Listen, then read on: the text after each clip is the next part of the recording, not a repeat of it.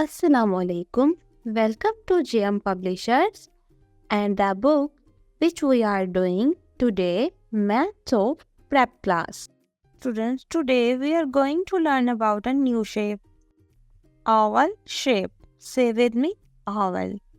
On page number 8. So student, open the page number of your book 8 and let's start the shapes. Oval. Say with me, oval. An oval has no straight lines and no corners. Say it again, no straight lines, no corner. Very good. Now let's look around and find some oval things. An egg is oval. A mirror can be oval. An egg is like an oval. Very good, students. Very good. Now take the oval shapes. Shapes दी गई हैं objects की सूरत में. करना क्या है कि इनको टिक करना है.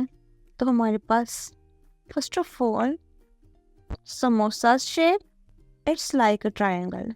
Watermelon, it's look like a oval. Very good. So tick the watermelon. Ball, it's look like a circle, not a oval shape. Balloon, it's look like a oval.